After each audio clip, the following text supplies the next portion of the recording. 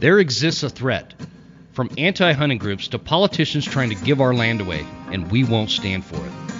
Those vast western landscapes provide the space for our wildlife to thrive and a place for hunters and anglers to fuel the fire that sparks their soul. In this show, we share our love of hunting, fishing, and conservation. Here, we provide the foundation to meet these threats through passion and the grit of the American outdoorsman. Welcome to the Western Huntsman Podcast.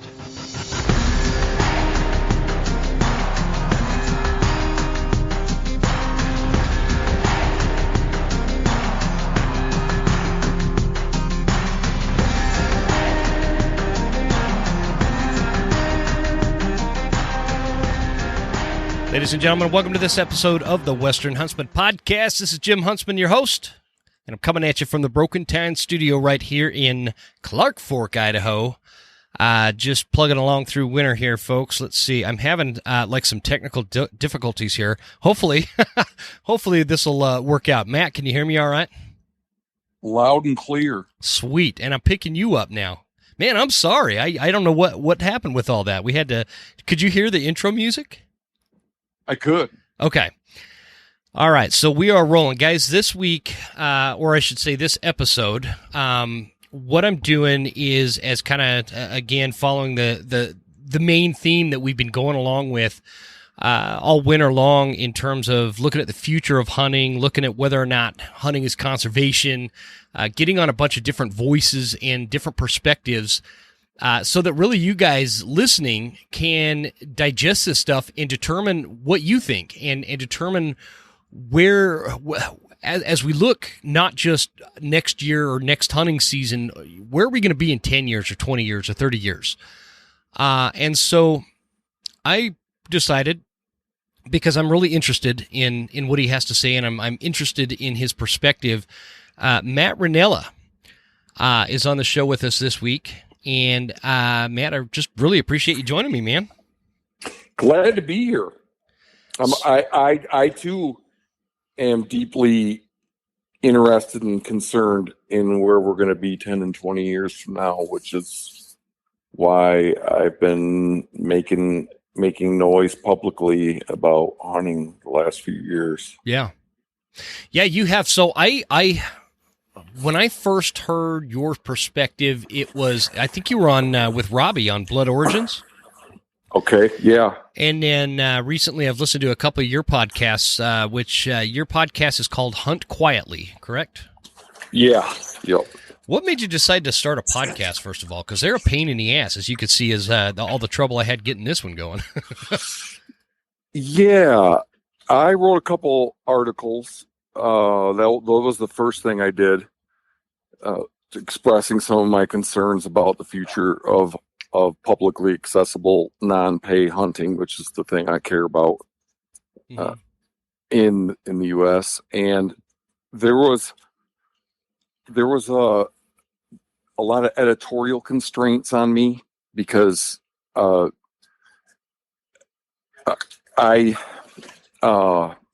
would you say this? The threats I perceive are different from what you will hear in mainstream hunting media. And matter of fact, I think the threats are the primary threats are from within. So I felt quite constrained in what I was able to articulate in the articles, and had some articles that I was multiple articles that I was working with editors on, and then they once they got a sense for the tenor of the article, they dropped the article. So it was like, if I'm gonna articulate what my beliefs, that I'd have to do it through a different means, and so that the podcast format seemed like a logical way to do it. I mean, what else is there? The only other thing is social media. Well, now there is a we now. There's a few of us devoted to, I don't know how you articulate what we're trying to do. I've been calling it a movement, the Hunt Quietly movement, but we have a Instagram Mm-hmm. page as well. So I know that's a long-winded answer to your question, but just the freedom of being able to say what I want, when I want, the way I want to. Yeah, no, and it makes sense too, because that's the beauty of doing a podcast, man. It's just two dudes talking, or I mean, obviously if you have more on the show or whatever, but it's just a couple dudes talking about what they think is at stake, what challenges we have, and I don't want there to be any misconceptions as to, like, I've heard enough of. Between your podcast and what you've talked about elsewhere, and a couple of articles that I've read you've written, you and I are not going to agree on everything, but I think that there's a couple of things that I really want to drive home before we get into the nuts and bolts of that. Is I firmly believe that one of the biggest problems that we face as not just hunters but as Americans is this level of difficulty people put on having difficult conversations. Nothing gets accomplished when we all just are a bunch of echo chambers talking about the same shit all the time. And so I think these hard conversations are important. Second of all, there has only been one guest that I've had on this podcast, whether we agreed or disagreed, that I did not become friends with afterwards. After having them on the show, and I want to keep it that way. And so I think that's important too, because I mean, it's just, we're all hunters, right? And we're all in this together, and we all see things differently. We come from different backgrounds. We have different perspectives as to how we perceive what challenges we face now. Yeah. So okay. So I agree with a lot of that. I mean, I don't see where many of the people that have this, like, develop this public persona around hunting, I don't register that they see a concern. So, to me, it's like red line level of immediacy. And I liked your intro to your podcast, and I listened a little bit to a couple of your episodes, and I like where you're going. At least you see that there is a threat. We might disagree about what the threats are, but at least it's not all rainbows and unicorns to you, Yeah. I think there's a lot of hunters out there that have blinders on. They're asleep at the wheel when it comes to, we love this lifestyle. We like to share it. We like to talk about it. We like to. Part of what your premise is, this is a community that has, it's like a cultural thing or something. I don't know where I'm going with that, but the point is, I kind of want to dive into, first of all, most people are going to know who you are, Matt. But I do still like to get a little bit of background on how you grew up. And I think that helps kind of give us a sense of where you're coming from. Give us a snapshot of who you are. I was born I was raised in Michigan, in kind of a rural community. I mean, there were woodlots around and farms and stuff, and but it was also there was like the rural urban interface, and developed a love of hunting very early on. Hunting, and at that time trapping. I don't trap anymore, and fishing. It just was something that fascinated me from when I was very, very young, and still captivates me today. And it was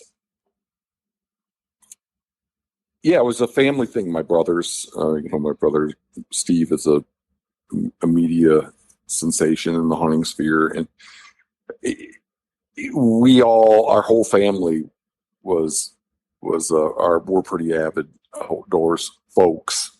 And so, and then it kind of even interfaced with my career choices. I got an undergraduate degree and a master's degree in agronomic crops, because my interest in agriculture stemmed from hunting on friends' farms and things like that. And then from there, I went on to like work in. I got a PhD in ecology. And moved out of crops and into natural systems. Now I work in grasslands. But even that, my interest in ecology was a reflection of my abiding interest in hunting in the natural world, and so that's then as time went on, I guess started to have strong opinions about hunting and what it is and where it should go, and that's what led to me kind of becoming a little bit more public about my viewpoints. And I'm way curious about that, like how that came to be, because you can imagine you'd mentioned your brother on one side of this fence and you're on the other side of this fence. Where did actually, before we go there, because in case somebody doesn't know, like I'm on your website right now, huntquietly.org, and you're wearing a t-shirt that says depublicize, deglorify, and demonetize. And can you give everybody like a quick synopsis of what your platform is and what, as a principle, you're trying to achieve? Yeah, I guess if I articulated that 3 days in a row, it'd be quite different each time I did it. Mm-hmm. So let me see what I can do to kind of very quickly articulate the nuts and bolts of it. So what I've seen hunting become, okay, so the problem I see is that hunting has become, access to quality hunting has become more and more expensive. And if that wasn't the case, quality hunting opportunities become more expensive. It's become more precious. And if that wasn't the case, I would never have said, I never would have started to articulate my views about it in the public sphere. To me, that is what drives me to say things in the public arena about hunting, is that the cost is going up, the opportunity is going down. And what I think, there are multiple drivers in that, but in my mind, the biggest driver is hunting promotion, hunting television, hunting social media have created a market for the hardest thing it is to access. It's not the hardest thing to get. What you need to have a good hunting experience. The toughest thing is not physical fitness or prowess with a particular weapon or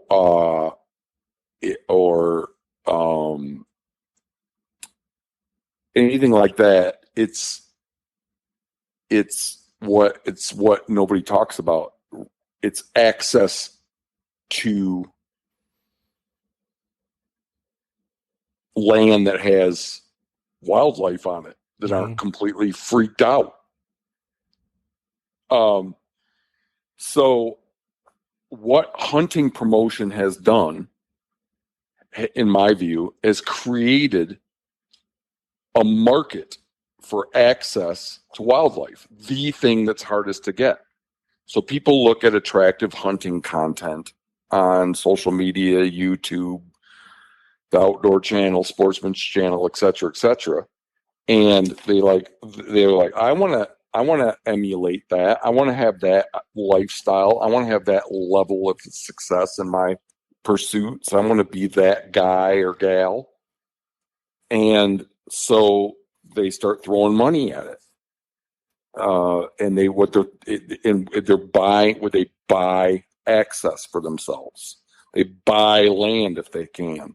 They lease property if they can. So I in my mind, I mean, it's unquestionable. You cannot argue that the amount of leased land in this country for hunting has skyrocketed. The amount of amenity ranches, working landscapes, areas that used to be in production agriculture, and you bang on the door, maybe the guy let you on. Now it's owned by people that are managing it for wildlife so they can hunt it and post shit on social media or make hunting TV. And so what I see is that the grassroots hunting community in the United States has largely been displaced as a consequence of advertising, of hunting promotion. So that's the way I see it. I don't know how you can even begin to formulate an argument to the contrary. I mean, like all the land, I've said this a million times, but maybe some of your audience will be new to my perspective, but I look at where I live in eastern Montana, which is traditionally a great hunting area. Mm-hmm. And all the people that I know here, like I moved here as an adult in my early 30s, but I have many close friends here and that are hunters, and even some that are like, they have only a tangential interest in hunting, but they all say when they were kids, when they were young people, they could hunt all this ranch land around here. Now, the vast majority of it is leased up. It's gone from like you go and bang on a door and you have a pretty good chance of getting on, to it's ridiculous to even think for a second that you're going to get on. Well, how much of that, Matt, when you're talking about knocking on doors and trying to get onto private land, how much of that is from leased up hunting space versus like it going from, you know, a mom and pop farming operation to like a corporate farm? I'm asking this legit. I don't know if that has something to do with it. That model has not. It's not. None of these ranches out here in my neck of the woods are owned by conglomerates. They're still some of them are very, very like large ranches, but kind of yes, everybody the people still live on the ranches. So it's not that. But that's a very good question. It just popped into my mind as you were describing that, because I know. Well, hey, by the way, before we go too much further, man, I wanted to say while we're recording, happy birthday, man. Oh, thank you. I'm having a glass of whiskey on your birthday for you, just so you know. I don't know what you're doing over there. I too am having a glass of whiskey. I don't know who did it. But somebody left me a bottle of Crown Royal in my car for my birthday. So nice. Sipping away at that. Well, you can't, I don't know. You got to have a glass of whiskey on the birthday. So, yeah. Okay. So I want to get back to. So what do you think? Do you agree? Well, I agree with a couple of things. I agree with the fact that there is what used to be really good hunting access for people that are just regular average Joe kind of people that don't want to drop a fortune to get onto a farm and hunt pheasants, right? I think that has changed dramatically. And I think But not for big game? You know, I don't know, because I only like to talk about things that I know very well, and I don't know. I've never hunted big game on agricultural interface. I've only hunted big game on public land, Forest Service land, you know, with the exception of what little I've got 26 acres here in North Idaho. I'll take the girls up and have them shoot a deer or whatever. But you know, but even though you operate in the hunting sphere, you're not aware of the fact that more and more land is leased up for big game hunting. Oh no, I'm painfully aware of that. But from my personal experience, when I go, like, I used to be a prolific pheasant hunter, and the problem is it costs a fortune to go pheasant hunting now. And so it's not, you're not going to find disagreement with me in terms of whether or not we still have access on leased lands or agricultural interface hunting properties. Because that has gone up, and that's going to be a very regionally dependent thing too. Like things in Texas I don't or think Minnesota. so. I feel like I have the eye of Sauron now a little bit. Like I hear from people all over the country. I'd say that's if you go to the East Coast, it's to the point in a lot of places where people are on the precipice of giving up hunting entirely. Well, I don't blame them, though, Matt, because I was stationed in North Carolina when I was in the Marines, and this was way before social media and what hunting has become today. This was in the late 90s, early 2000s, and it was all, if you wanted to hunt, you had to have access to private land, and all of that was through like private hunting clubs or leases that were way out of the budget range of a 19-year-old Marine making it on $600 a month. And so I think that it's more problematic here in the West. This particular issue is more problematic here in the West. And it's not anything that's all that new in places like the Eastern Seaboard and Texas and the Midwest. Okay, so I'd say, let me get my head around it. You're saying it's not a problem in leasing is not a problem in the East? Or it's just been a problem so long that nobody even thinks of it as a problem? I think that's it, because when I remember, as a Marine, you're going to wander into a few bars, and I'd ask the locals, I'd be like, where can I go to hunt? And they'd ask me, well, how much money do you have? And it was like a normal thing. It was a normal thing. And it's like, I had to get super creative to be able to hunt in North Carolina, because there was no vast amounts of public land available to a kid from out West who was used to, because I grew up in the West. This whole issue of public land was not something that I wasn't familiar with. It's what I lived. I just thought everywhere was like that, right?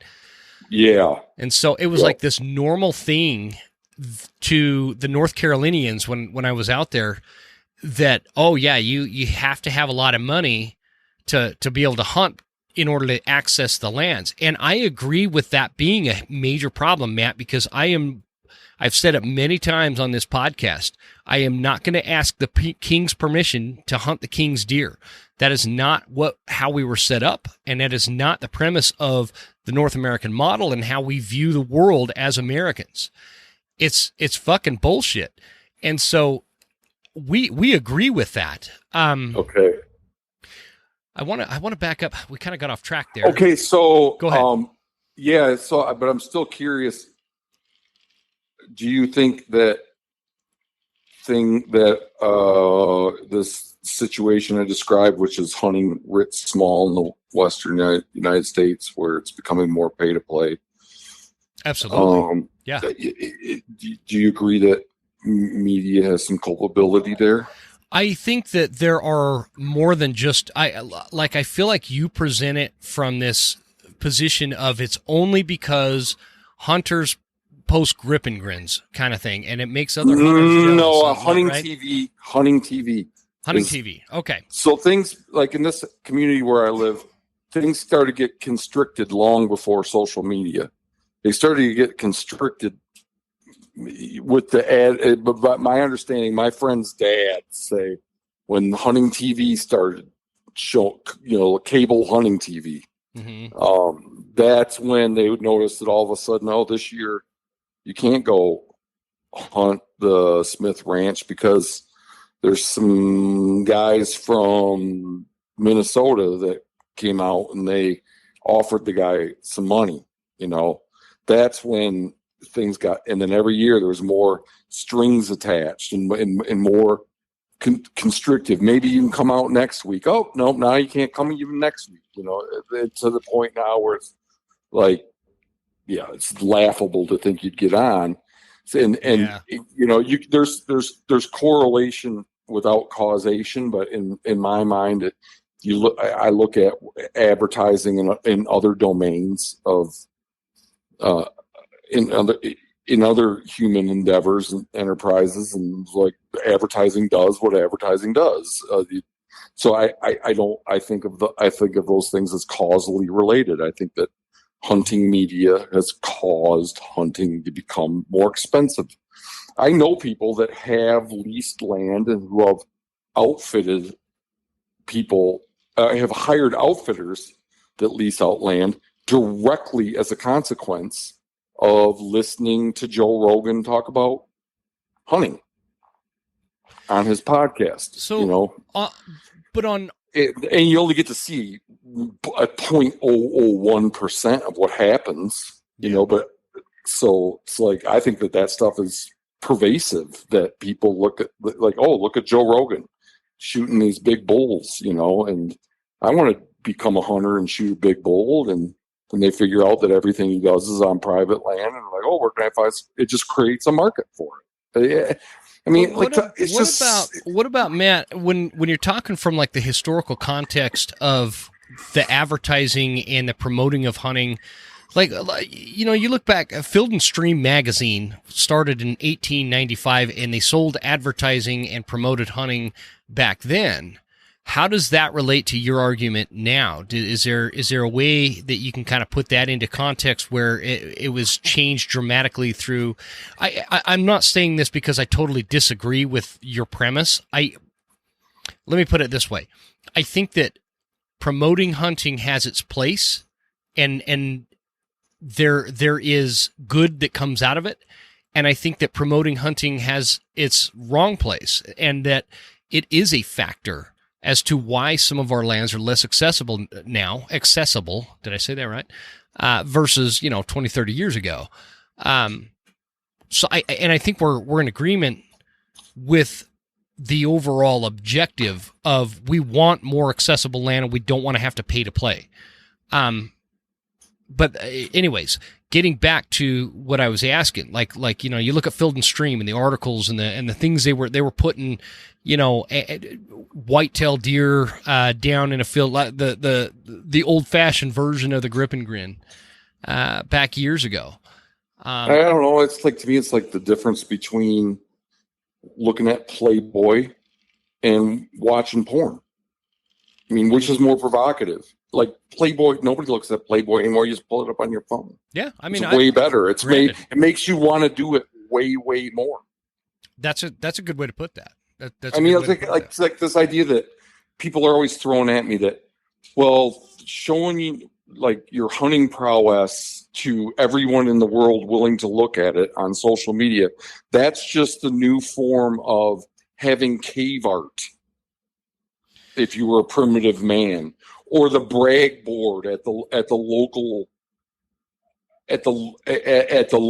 bait shop. I just don't think that anybody is arguing that with me in good faith. I think that they're well aware of the major difference between showing everyone in the world willing to look and hanging it up in a bait shop. And the only people that go in bait shops are the local hunters and fishermen. So when people come at me with that, I'm like, I just don't feel like they're arguing in good faith, Yeah. No, you have the nice thing about, first of all, I respect the hell out of anybody that has a principle that they fight for, because what's the point of having principles and belief systems if you're not willing to fight for them? So I don't ever want you to take me wrong, Matt. No. You know what I mean? I agree with that to an extent. It could be argued, like, I'll give you my Instagram, which is dismal in terms of followers and whatnot. Most, like 99% of the people that follow me on Instagram are fellow hunters, and that's what I'm sharing to. Or let's say I don't. Yeah, but you wish there were more. Oh, hell yeah! I wish I had 100,000 other hunters. You wish you had 500. You want as many people to see what you kill as possible, and to me, that is the problem. People are hunting not because of they need the meat. I mean, not because they value the experience. Mm-hmm. But because they're trying to develop a public persona for themselves around hunting. And it leads to a lot of grotesque shit. Like now, the people that are most followed are people that shoot 20 to 30 big game animals a year. And that's what's modeled to our youth. I would agree. And that's disgusting to me. I agree. I agree with something you said there, actually, wholeheartedly. I believe that there are people on social media that the sole purpose and reason behind them getting a hunting tag and going out there is for the fucking glory of the gram.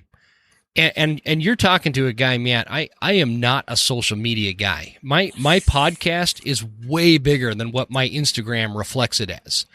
And that's because I really don't know what I'm doing. And if I didn't have this podcast, I don't know that I'd even be on there, on other social media platforms, because I feel like it's a good way for people to be able to say whatever the fuck they want to people and not get punched in the face where they couldn't do that in public. And that's what irritates me about social media. For me, I think that nothing for me, I'm in my 40s. I've been hunting the same way and doing the same thing since I was old enough to carry a BB gun in the backyard shooting magpies.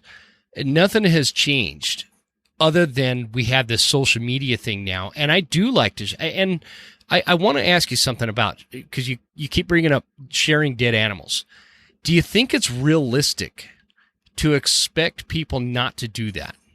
Is that like seriously a realistic thing? No.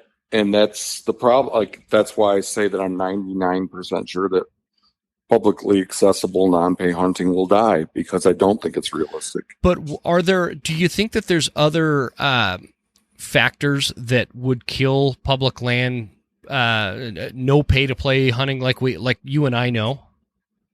I think that everybody like yourself that is in hunting media says that threats are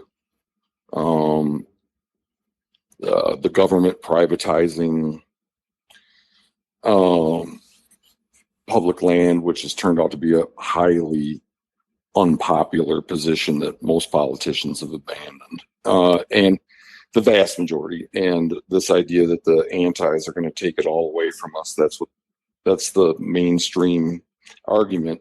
And then the reason that is because everybody that has a voice in hunting gets paid from it, so they're not going to out themselves as the culprit. Mm-hmm. So I think the culprit is people that make money off hunting and people that wish they did make money off hunting. People that make money off hunting and people that are famous from hunting and people that wish they were famous from hunting.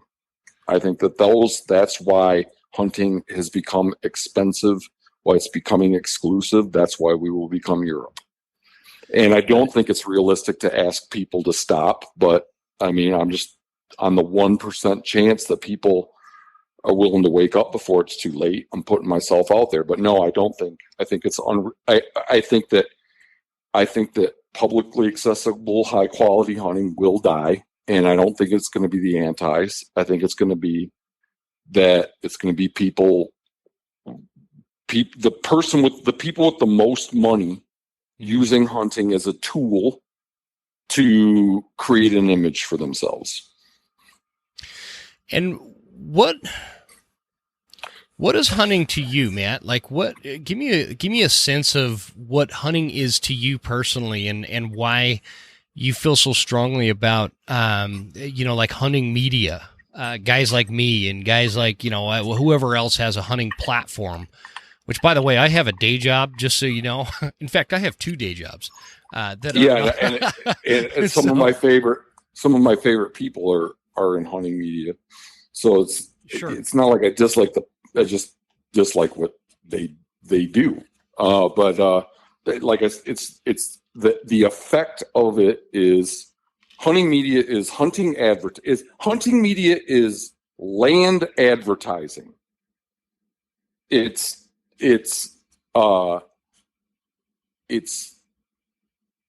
free advertising for people that want to sell their land for hunting purposes or lease it out for hunting purposes. Free advertising for outfitters that gobble up land. It's free advertising for this new company that's operating throughout the West called Land Trust that's gobbling up exclusive hunting opportunities. Matt, can you explain Land Trust to people that don't understand what Land Trust is?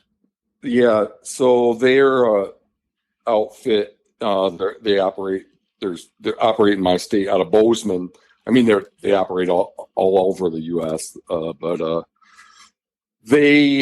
what they do is they orchestrate arrangements with large landowners whereby they organize the hunting on these landowners' land, and in exchange, they get 20% of what the hunter pays the landowner. Gotcha. See, Yeah, I wasn't super familiar with that either. They've gobbled up 400,000 acres in Montana since they started in 2019. And so I think of hunting TV and hunting YouTube and every single person that puts dead game and dying game on their Instagram or Facebook as doing free advertising for land trust and outfitters. Okay. I think that the cool part about having you on the show, dude, is I feel, well, actually I feel weird when I call you dude, because I feel like I should call you doctor. You know what I mean? They hand Dr. out Rinella. PhDs like candy. It should not be something that like gives me any reverence.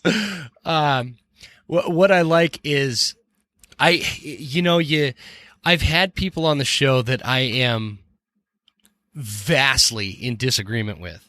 And I think that you and I, like, we are not vastly in, like, disagreeing on a certain thing. Like, I don't think that, I'm just going to give you a quick rundown of, like, what my beliefs are in terms of what we're talking about in social media and hunting media and all that in general. I feel strongly that the famous grip and grin is not the problem. I do hate it. Like, I'll give you a great example. I'm on Facebook, and I have this Facebook friend that set coyote traps. And before I say this, everybody, my nose is running because I'm still cold from coyote hunting with my daughters at less than an hour before I hit record on here in the studio. So don't anybody take me wrong. I was coyote hunting today, but what happened is they got a coyote in a foothold, and they got up to it. They're filming the whole thing. This coyote's freaking out. You know, it's scared out of its mind, and it's growling and snarling, tail between its legs, and all of a sudden you see the tip of this pistol come into view. It fires. The coyote kind of goes into this spasm, and there's like yips and yelps and, you know, cries of agony. This goes on for a few seconds, and then the coyote dies. Do I think that is good to put on social media? That thing was on, when I saw it, had only been on social media for like an hour, and it had 750 some odd views. Fuck no. Because what happens when we do that? Aunt Betty, who knows nothing about hunting or wildlife management or predator control or coyote hunting or any of those things, what she sees is what is relatable to the dog laying at her feet, crying in agony and spasming out on Facebook for all the world to see. So there's like this fine line. There's this, you know, I think that where you're coming from, Matt, it feels like there's this black and white thing, where I have a lot of gray area, where I think that there is a fine line between promoting hunting to the non-general public for the sake of having them have our back when it comes to legislative issues and having these votes in the future of hunting, and having the American public just have a general understanding that hunting is a good conservation tool. It's a good American pastime, and as a free society, this should not be in question when we're up against these hostile vegans and these anti-hunting wokesters. That is part of my problem. Is I got enough people telling me what I can and can't do from the fucking left that I get irritated when it starts coming from within. And I'm not pointing just a finger at you, Matt, so don't take that wrong. But it is like... I'm not trying to pass any laws. I know you're not. I heard you say that. I can't remember who you were talking about. I say it incessantly. People accuse me of it. Like, who are you to control what I do? Blah, blah, blah. I'm somebody with the same that's what I like First about Amendment rights as anybody else. That's what I like about what you're doing is you're expressing your beliefs and making a case for it. It's not like you're trying to force it. And so I don't see that. How you could be so disturbed by what you just described, which I'm disturbed by too, Mm-hmm. but not be disturbed by somebody that kills 30 big game animals a year and puts them like my thing. I'm not concerned about. To me, the antis are a minor concern. I know that and maybe I'll be proven wrong about that. Maybe in the long run, the antis will be the biggest threat. That's not what I think. To me, it's the showboaters. We are definitely not going to see eye to eye. I do. Okay, so how are. can you talk about that as being problematic without talking about people that the people that have the biggest following mm-hmm. shooting 20 or 30 big game animals a year? Well, I think what I was referring to is the difference between, I posted a grip and grin when I got my whitetail this year because I put in a lot of work on this whitetail. So I think that there's a big difference between a clean, tasteful grip and grin kind of photo that is just unrealistic to expect that that's going to end at any point. Everybody posts those. It's just not realistic to expect that to come to an end. And versus, and with that type of picture, I don't think that is like a major turnoff to the general public. The people, and I'm not talking about the anti-hunters. I'm talking about the people that don't hunt, that aren't necessarily for hunting or against hunting. And versus that scenario I described with the coyote with his foot in a trap hold.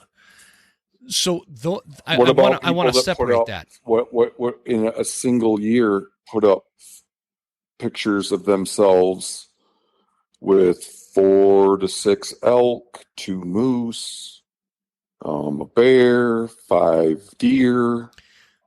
As long as they're doing it legally and it's tasteful pictures, I personally don't have a problem with that because I know if you play the system correctly, I'm not a good enough hunter, man. I can't do that. I also, between my day job and you don't else, see a problem with that from I guess, okay. To me, that's a major problem. Why? We should, why if there was, I think if they're doing it legally though, why is that a problem? Because laws and morality you don't track. I could set my ground blind up 50 yards from yours.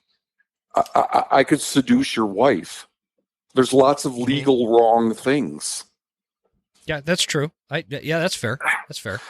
So you see a problem with some of these bigger brands or bigger names that get multiple like John tags. Dudley, like shooting 2 moose and 5 elk in a year. Cam Haines shooting 5, 6 elk in a year and a variety of other big game. It's obvious to me. If you look at there's a article that was published based on a survey in the journal Animal a few years ago that something like 80% of people have a favorable view on hunting if it's done for food, and only 37% if it's for trophy. These people are these are the people that have the ears and eyes of the next generation of hunters. And it's quite obvious to me that they're doing it just because they're like gluttons. It's disgusting to me. And this coyote story, yeah, that's bad, but it is no worse to me than somebody that kills.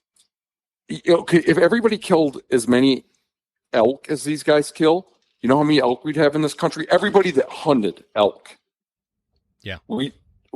Take a guess or maybe let's say if every single person that hunted elk in 2022 killed as many elk as Cam Haines killed in 2022. How many elk we'd have? Well, I mean, we would destroy our elk herds, but it's a hypothetical. Give me a guess. I have no idea. No idea. -5. We'd have -5 million elk. Okay. So I think that's like incredibly selfish incredibly. There's days, and I might do this. I'm warming up to the idea more and more that I want to alert PETA and the other anti-hunting groups to the fact that our role models in this country, our hunting role models in this country, kill vast numbers of animals to keep their sponsors satisfied. Because I'd rather it go away. I'd rather hunting go away than these people. I'm way more disgusted by that kind of behavior than I am the anti-hunters trying to take my rights away. At least they're like arguing from like a principled position. Well, it's all value set based, and that's one thing I've learned by doing some of these series I've been doing with like Chris Rowe and Guy. It's like this value set. We have different value sets, and like you and I, our value sets may differ, but not as vastly as me and an anti-hunter. That doesn't conflict with your value system. When elk success rates nationwide are 10%, if that, and it's 10 to 20%, and then you have people that are killing 6 a year. So I guess my take on that, obviously, I've never killed 6 elk in 1 year. It's not a value set issue for me, because I think that when you get to a level of somebody like Cam Haines or you'd mentioned Joe Rogan, these guys have the money to do that, man. It's not like they're and they're using that money to lock everybody else out. There is something that goes back to my whole hunting media thing. There is something to be said for what you're talking about there. Yes, I agree with the premise that could potentially lock other hunters out, and that's what kind of drives some of that media. But again, when I go back to just the general roots of my American nature, who the fuck am I to tell these guys are shooting too many elk if they're doing it legally? Okay, so am I trying to pass laws against? No, you're not. But you are disparaging them and telling them that hunting in the future is going to be toast because of their actions. Yeah, but right in the same way you're saying that it's going to be toast because of the antis. I'm more sympathetic to the antis than like a cretin like Cam Haines. I mean, it just blows my, like, every time I talk to a media person, they hem and haw and like maybe say something tiny bit negative about these people that are killing 20 or 30 big game animals a year. And I know why you guys have to do it. You have to do it because if you said what you really thought, that it was gross, you'd lose sponsors. That's if you're right. If you're, I mean, what are person, your sponsors? Well, who sponsors you? Who sponsors me? Yeah. Well, I'm linked up with Eastman's Hunting Journals. I've got Hoffman Boots. We've got Phelps Game Calls. We've got Scree Gear. And so probably a lot of these people are wrapped up with Cam and wrapped up with they might be, but Aaron Snyder wrapped up one with, thing I'll tell you. So you're not in a position to say that showing our youth that the thing to strive for is to kill 20 big game animals a year. Where I'd argue with you, Matt, right there is when you're like me, man. I'm no Aaron Snyder. I'm no Cam Haines. I don't have that kind of skill set. I'm not out there. Whoa! Wait. Let me finish my point. They're hunting private property. That might be, but what the point I'm trying to make with that in relation to like my sponsors is I have never ever gotten a call, text, or email from my sponsors asking why I'm not shooting more shit. And that's not the point of my podcast. My podcast is focused very much on your average guy out there that has concerns for the hunting, the future of hunting. And you think that killing 20 animals a year is not something that should concern? I think that's such a low percentage of hunting. But you're very concerned about the antis. I am concerned about the antis Okay, because so you it's think the that putting 20 anti-hunters. dead animals on the computer in a year How doesn't many give fodder to the antis? how many hunting seasons have been pulled because of people that have shot 20 or 30 animals in a year? I can't think of any versus the anti-hunting community 37% that got behind the people, end of spring bear in Washington. 37% of people are okay with hunting for meat, and or 87 are are okay with hunting for meat, and only 37% are okay with hunting for trophy. Trophy hunting, and the So term trophy got hijacked by the anti-hunting community anyway, and it's turned into this big negative connotation. But my point is like anti-hunters are who were involved with shutting down the spring bear hunt in Washington. It wasn't Cam Haines, and so I'm cautious. I mean, the social media has gotten hunting shut down in places for sure, like grizzly bear hunting in British Columbia was shut down precisely because of somebody shooting a grizzly bear and putting it on social media. That's true. That's a great point. Man. It really is. So there, I think that. Yeah, go ahead. I don't want to belabor you this much longer. I can tell I'm not going to get you to say yes. I think that's good, or I wish Cam had shot 8 elk instead of 6. I can tell him like that I'm not going to get that from you, but just as a placeholder, I guess you think that's great. You think that's great. And if anybody's got the money to do that, I don't think it's great, or I don't think it's great, or you think it's nor I don't think it's benign. Wrong. You think it's benign is a great way to put it. It's benign because I think it's such a low percentage, and I don't think that. Here's what I think, man. Because I respect you. I really do think what I like about you is you really make me think about some of the shit that I believe and some of the shit that I don't believe. And I think that there's merit, and more people need to hear from this kind of perspective because there's merit behind what you're saying. Well, they won't because everybody that is talking can't say what they really think. I've had many conversations with hunting personalities behind the scenes, and I've had people tell me that they find that kind of grotesque, wanton killing disgusting, but they won't say so in public because it has fiscal consequences for them. I feel like you, Jim, probably if you and I were sitting at a bar right now, I feel like you would say that. I think that you'd find I pretty much say the same shit. The thing here's one thing, man. Unless they're an anti-hunter, I don't like to talk shit about people if I don't personally know them. I only say things that I would say to somebody's face. I don't know Cam Haines, man. I've never talked to the dude. I don't know him, and I'm not gonna disparage what he does. I don't. And honestly, Matt, it doesn't bother me. I don't care. I don't know. I didn't know Jim Jones personally. I still don't know who that is. I still don't know. But the Jonestown Massacre. Oh, yeah. Indiana. Yeah. Pick your. I didn't know Ted Kaczynski personally. I mean, God, I just watched a Netflix documentary on Ted Kaczynski. Interesting. Anyways, what I guess really what I'm super curious about, because I think that you're a super reasonable guy that has a very unique perspective on this issue of hunting media, and I think that there's a lot of merit behind what you're saying. The question I have is, when you're looking at this from a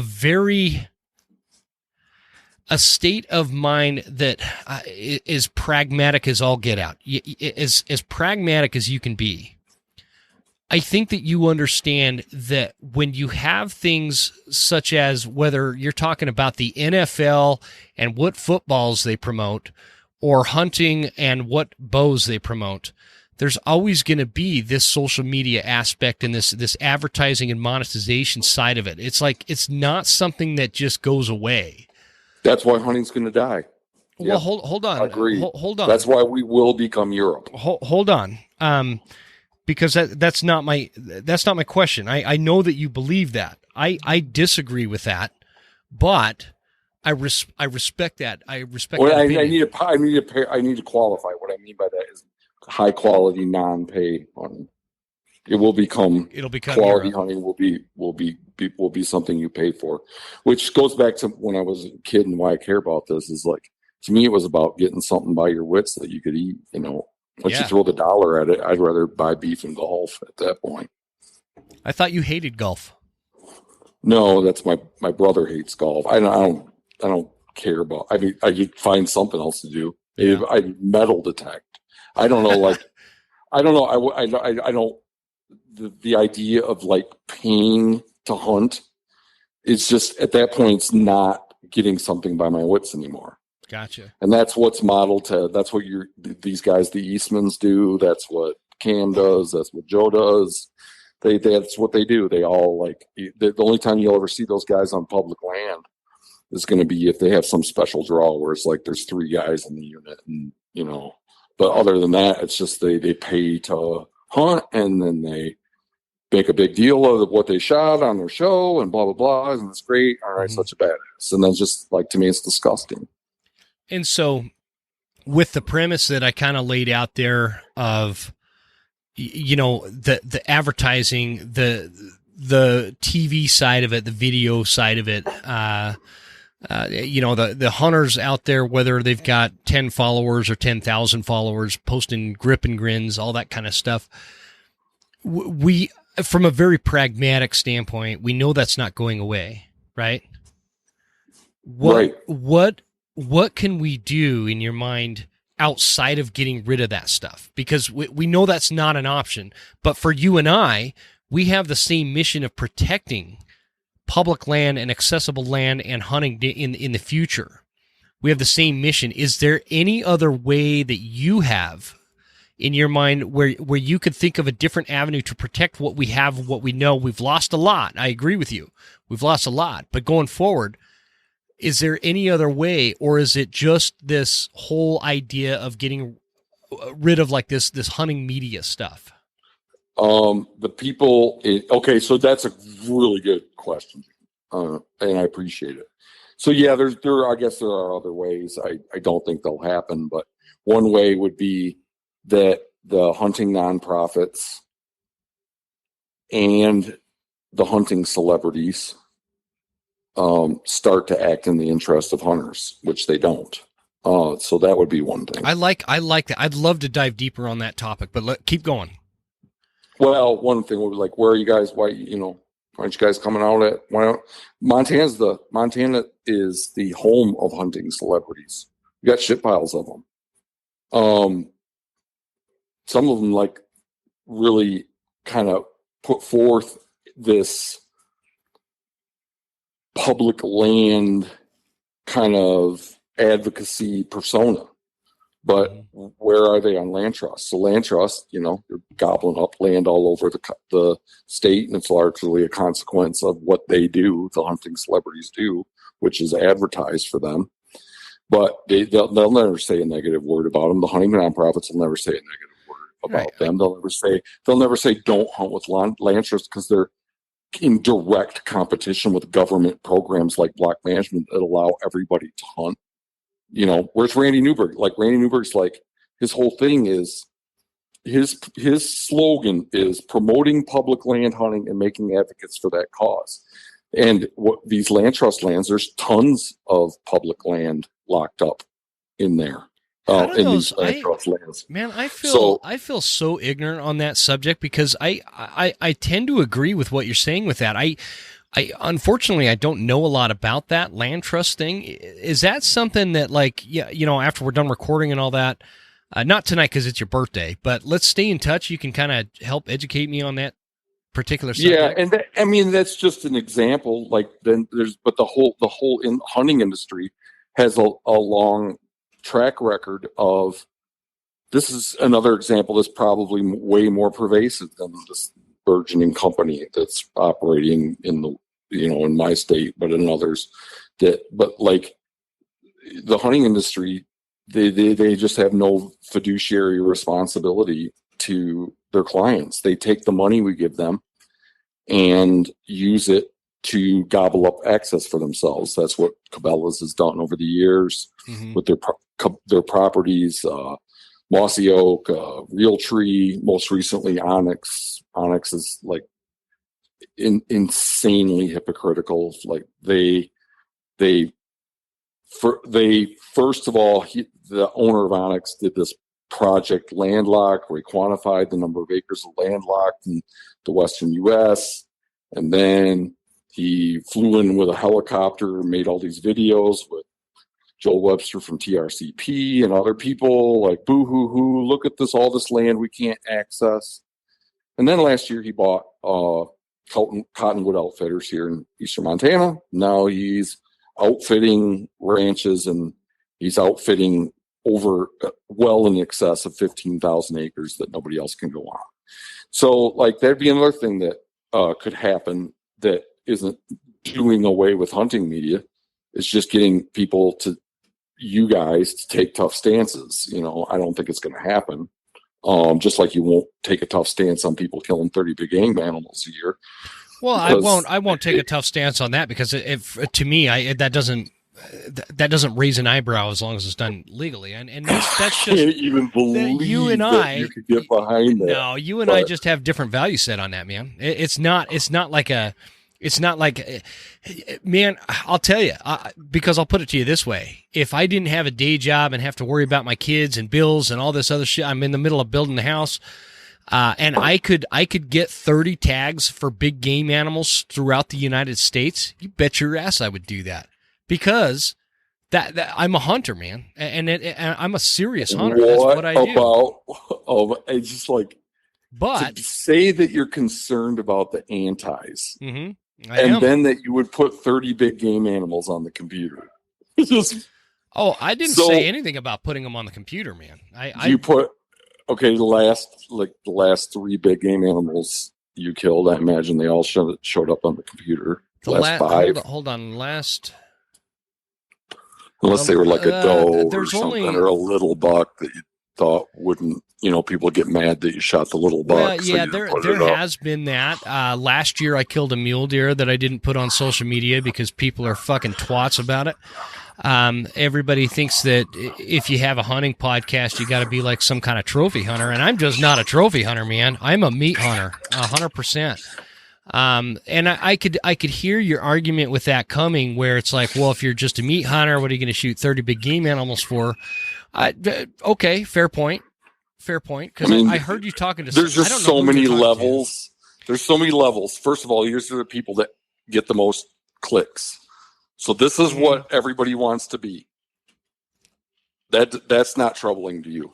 That these are the people that everybody wishes our young people wish they were. See, I guess that's not trouble. You don't see it as a liability with anti-hunters. It absolutely would be if I felt that everybody was striving to be that. See, when I see somebody knocking down that many big game animals, I know that they're a very rare person, they're a very rare circumstance, and it's not realistic for everybody to think that they can go knock down 30 animals. Somebody set up their life to be able to pursue animals in that capacity, and they probably do more good for the hunting space in the community than they do negatively, because that stuff, it's not like you have anti-hunters going out there talking about.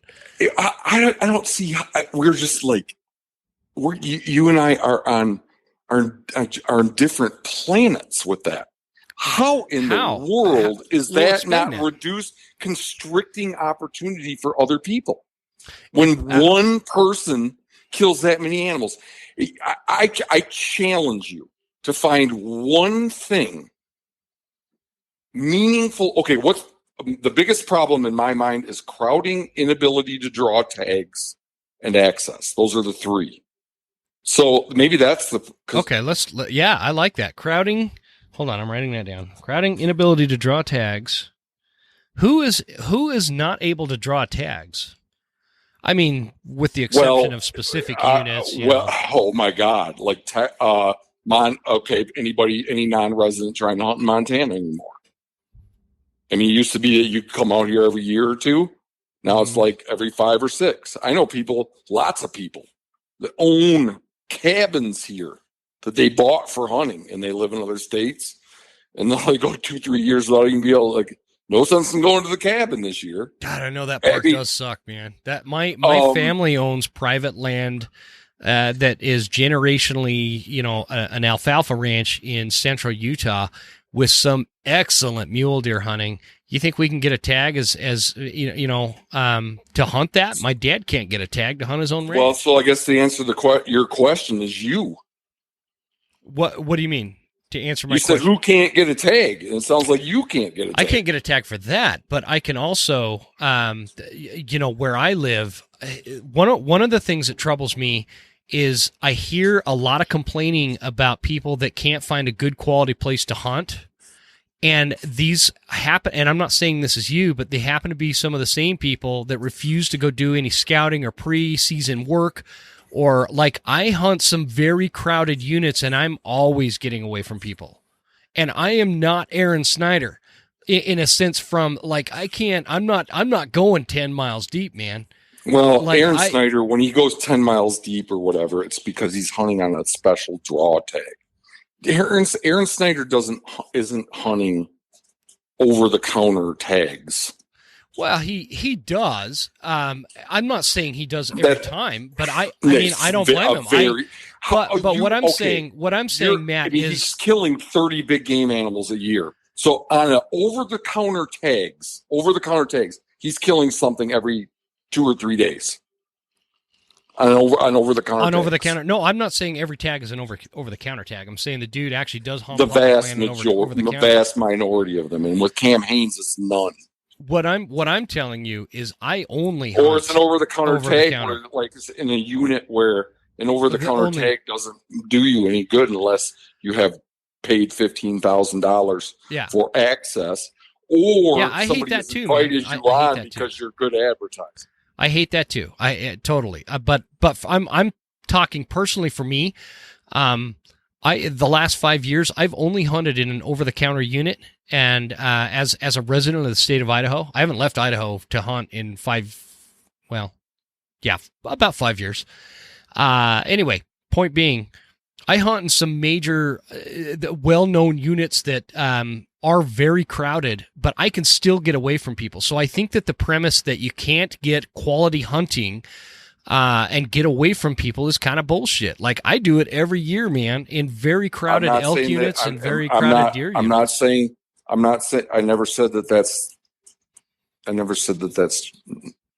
that's not my premise. What were the three things that you said earlier? Crowding is I think the biggest problem, the three biggest problems in this country for the hunting community are crowding, inability to draw tags, and I guess you could lump this with crowding, lack of access. Can you expand on the lack of access one for a sec? Because leasing has gone. Okay, you're talking about the leasing thing, yeah. The roof in this country, and that's a consequence of Cam Haines and everybody else that shows all the big stuff they kill and makes TV and all that advertising, and then everybody, there's even people in Great Britain that want to be like Cam Haines and Joe Rogan. I had a guy on my podcast a while back that said there's guys over there that do the whole like working out and shooting a bow all the time, trying to be like those guys, even though they don't even have any place to hunt. They don't hunt at all. Yeah, you can't even archery hunt. It's not even an option. So, like, those are the three big ones to me. Yeah, I got a buddy over there. He's actually been on the show in Great Britain. You can't even archery hunt. That's all this guy wants to do. In fact, he's building points to come to Montana to hunt elk at some point. But anyway, I don't disagree with that. The lack of access to a point. I do think that there's still plenty of opportunity out there if you're willing to work for it. Well, nobody hunts more than I do that I know. I mean, I hunt 60 days a year, and so I'm like, I'm not doing this. People always come at with me, you just don't want to work hard enough, or you're lazy, or you just want it all for yourself. I'm spending 20 hours, 30 hours a week on this hunt quietly stuff, and my other group that's more important group, which is Montana Hunters for Access. And like I'm doing more than which is laughable to me as true. But like I'm doing way, way, way, way, way more to give back than a Cam Hanes or a John Dudley or any of these guys, which all they do is take. Like, and but people are still coming at me with this whole like you're just trying to keep it to yourself, which is just like annoying to me. Any hunter that claims that they're not trying to keep a specific spot or something to themselves when it comes to hunting is a very selfish endeavor. Would we agree? We all try to keep it to ourselves. Yeah, I'd say that I'm probably in my mind, the people that are doing the damage should try to mitigate their damage. I do zero damage, and all I try to do is mitigate the impacts of people that are in the public sphere and hunting. So, like, if there's a selfless hunter out there, I'd say it's me. But there's a lot of selfishness in hunting. People that have a public persona centered around hunting will still like ridicule other people for spot pirating or spot burning or stuff. But I think of them as spot pirating and spot burning the whole world. Like when you go film a hunting show and you say the national forest, in a lot of cases you say the species you're hunting for, like Sika deer on the East Coast where they only are in a small area. It's like hunting media, hunting TV, hunting social media. They spot burn everybody. They spot pirates everybody. Mm-hmm. That's like my movement, like this thing I'm doing, the hunt quietly, is just Is there just go hunting? Just leave the camera at home. Why do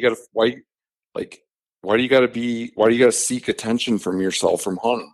Why do you gotta make money from hunting? It's just like a thing that you do privately. It's a quiet thing. It's sacred. It's like the taking of another life. It's something that's supposed to be done with some reverence, not to trot it out and sell products. So do you have that same philosophy when it comes to like golf or football? No, I don't have that. I have that same philosophy when it comes to surfing and mountaineering. Anything where there's a limited supply of it should be reserved for people that do it for the love of it.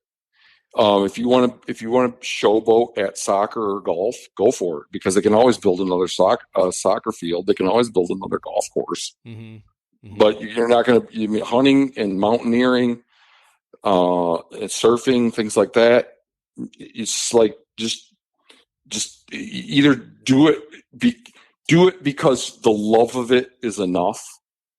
Okay. If you don't love it enough to just do it, but without the externalities, it's not enough for you. Like it's not enough to just do it. I got to have people clicking on me and liking me and buying the gear that I say to buy, but I mean, hero worshiping me. Like in a free society, the advertising side of it, is that ever going to go away? None of it's going to go away, and that's why publicly accessible hunting's going to die. So because with all like some of the names that you're mentioning and some of the media companies that are out there, do they do any good for hunting in your mind, or does the negative impact that, in your opinion, they create so far outweigh the good, whether it's conservation dollars or just public awareness or humanizing this thing of hunting so that the general public understands what it is, so they support it, versus getting propagated by the anti-hunting movement to hate us and start passing legislative actions that take out hunting season after hunting season. Is there, when you put it into that kind of perspective, is there any good that comes out of hunting media or some of these personalities that you're talking about? If it had been more calibrated, if hunting media had been calibrated. What do you mean by calibrated? Had been designed or orchestrated in a way that had the well-being of the hunting community in mind. And when I say the hunting community, I'm talking about people that do it for hide, horns, meat, and personal fulfillment, not people that do it for the gram. Yeah. So it had hunting media been orchestrated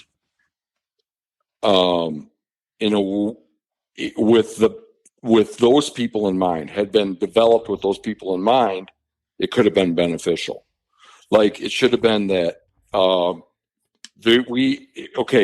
it would have been right now the hunting media that would have been beneficial to the grassroots hunting community that does it for the 4 values that I just laid out.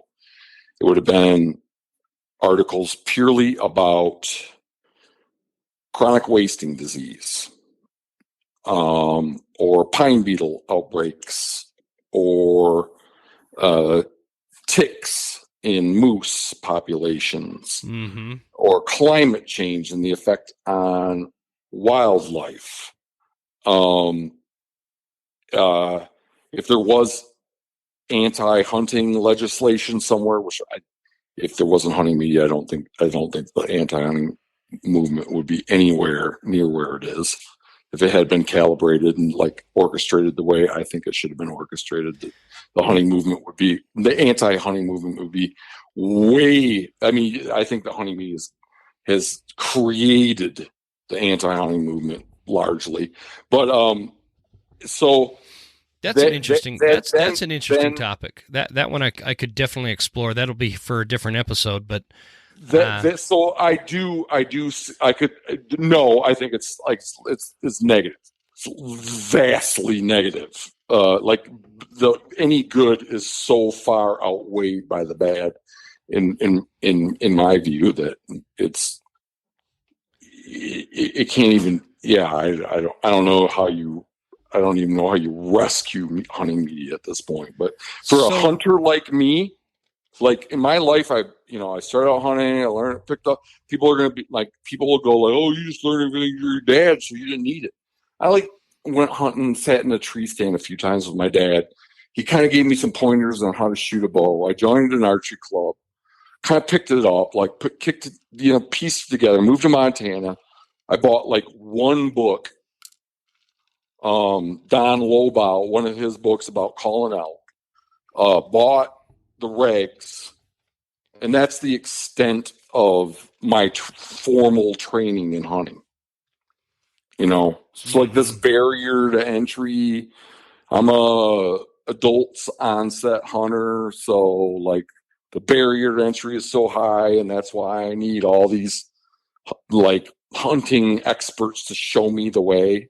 And then I look at the hunting experts, and they're people that were just like me, except I actually went and got a real job, and they didn't. But other than that, we're the same. So, yeah, I don't see hunting media as helpful to people like me or people that. Even from an entertainment value, I love a good hunting killing video, man. people. I don't think killing animals for other people's entertainment is a legitimate reason to kill stuff. Well, what about when you say that, killing animals? I can't help but think of, there's so much shit that comes out of Hollywood where it's like they're killing people for other people's entertainment. Obviously it's not real, right? Where the difference is this is real, but is there a relation to that? Because I look at. I'd say that when the people that are killing animals for other people's entertainment started out members of the hunting community, or B, never were a member of the hunting community, and they just saw hunting as an instrument, a way to draw attention to themselves. Well, that could be. That could be, but the dudes that I know personally are not like that. I'm almost done with this point, but okay, go ahead. In either case, when I say what I'm saying is it's not beneficial to the community you left or the community you were never a member of. Maybe that's not what we should be optimizing for. Maybe the existing hunting community isn't what we should be optimizing for. Maybe hunting entertainment, people derive more satisfaction and enjoyment and fulfillment from hunting entertainment than the hunting them itself. Mm-hmm. and then fine. I'm sunk at that point. Like, let's just sit around and watch other people kill shit. Great. Yeah. Yeah, no, I'm fascinated with your perspective on this. I really am, man. I just, the problem with that premise is that there is a market for it. And this is a capitalistic society where a market is going to drive that. Like my buddy Dirk just put out a video for Phelps Game Calls that on this elk hunt he went on. I love watching. Man, I'd much rather watch that than sit around watching The Bachelor. It's great there's stuff. lots of things that I would enjoy that I just know aren't good for me, like Coke. What about if you I love watching hunting TV just as much as everybody else. What if you put Coke in whiskey, man? What if you put whiskey in Coke? Is it because I'm curious? I that's kind of what I'm doing tonight, man. It's like one of my deep dark secrets is I always fess up to how much whiskey I drink. When it happens, but I never fess up to the Coke part. I can't tell if you're serious. No, I'm dead serious, man. I am dead serious. I'm talking about cocaine. Oh, cocaine. You're talking about coke. I'm talking about Coca-Cola Classic, man. The red can, not cocaine. Okay. I can, in full discretion, honestly say I've never tried cocaine, but I do put a splash of Coke in my whiskey, man, because it makes it a little easier to go down. All right. Yeah, and I try not to do that, but I understand the appeal. There's lots of things in my mind that are bad for us that we are enjoyable. So I like hunting media. I like watching hunting TV as much or more than anybody else, but I just will not allow myself to do it because I think it's the leading destroyer of hunting in the U.S. I think it's the leading destroyer of publicly accessible non-pay hunting. So I don't understand how anybody that's honestly looking at it can argue otherwise. It obviously, do you think that these ranches out here would have a lower asking price for access if hunting TV never came along? Probably. Yeah. I don't think you're wrong with that, man. I can't argue that. I think you're right on the money when it comes to the price of accessing private land. Absolutely. I think the same would hold true. And for somebody that the maximum he'll pay is zero. Yeah, I don't. I just feel like there should be something. Dude, I don't pay to go hunting. I just don't. I think there should be some, all you guys are for the people that, I look at all of the hunting media stuff as all of that is for people that everybody's together on it. They all want to have a public persona who shot the biggest one and want to show everybody and enjoy the clubby vibe of it and looking at what everybody in the whole world killed on the computer. I just feel like there should be something out there for people that hunt for a deeper reason. So as and I do, yeah, and I believe that you do, Matt. I do believe that you do personally hunt for a deeper reason. The question I have is you're passionate about hunting. You clearly you're passionate enough to start this this platform where it kind of goes against the grain, with that passion. Are you not ever slightly curious about seeing other people's success or failures and how it went down, or just because I think of it if you were a bottle cap collector or a baseball card collector, would you not be in social media circles where they're showing, hey, look, I got this Babe Ruth baseball card or whatever? It's kind of that thing. Are you never interested in seeing the caliber of bucks coming out of central Wyoming or the, maybe, are you taking a leak on my podcast, man? Holy shit, you could hear that? Totally, and I love it, man. I appreciate you doing that. That's like authentic shit right there. Dude, wow. That's badass. It's your birthday, man. You could do whatever you want. But I'm just curious, is that ever a thing for you? Where Where you I do will you flush not get after we any? hang up, just so I for don't the care, listening man. audience. Dude, flush it, man.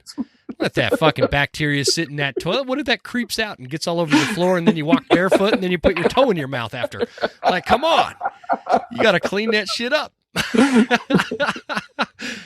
But are you never curious, and do you get no enjoyment out of seeing what other people have achieved on the mountain through social media?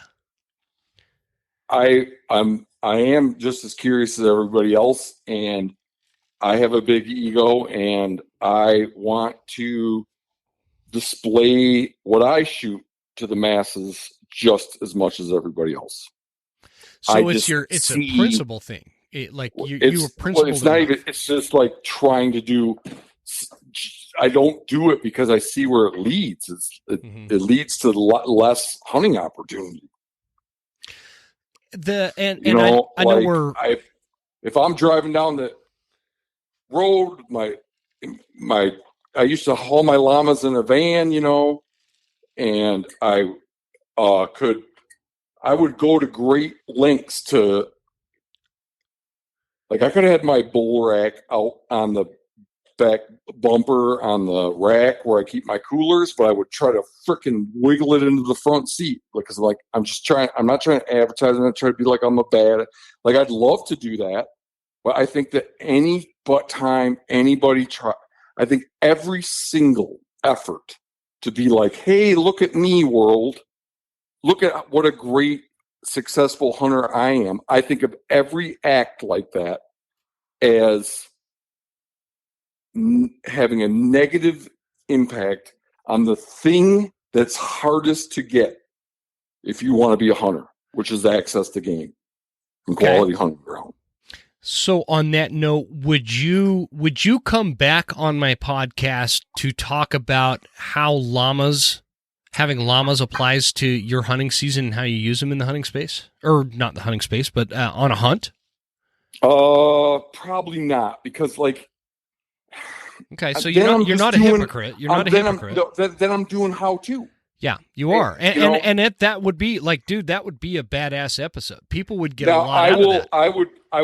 I would have a private conversation with you or anybody else about that, but I'm not. Yeah, you wouldn't do it on the podcast. I wouldn't. I'm not in the how-to business. Like, the biggest problem in the world today within the hunting sphere, another way of putting it, like I gave you the 3 categories, another way of putting it is the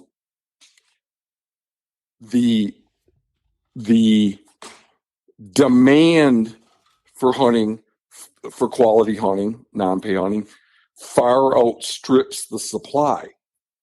And if you're doing how to, then I just think of that as having a negative impact on people that are already in the hunting game, whether they've been in it for 5 minutes or 5 years or 15 or 30 years. If you're doing how to, it's like you're playing a role in bringing more people into an already saturated pastime. And anybody that does how to, like, all of them, everybody, every celebrity does how to, and they're doing it to be like, I'm the pro. Here's how you do it. Look at me. I'm the big man. Here's how you do it the right way. I don't know, man. I think that there's a necessity to make money for that. There's a lot of people that don't know how to hunt elk or hunt this. I do a lot of how-to stuff. Well, it's not me doing it. What I do on my show is I bring somebody who knows what they're talking about, But there's anytime somebody does it, I'd argue, they're feeling like they're getting their ego stroked. Look at me showing the unwashed. Well, that's going to be the same like when you were getting your PhD. You think your professors didn't get their ego stroked by standing up in front of a classroom and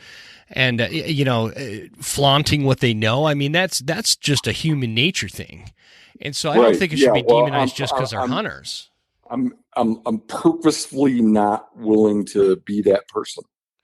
Like, I'm purposely not willing to extol my llama wisdom on people so I can show how I'm the great. I mean, could you imagine how far I could take it?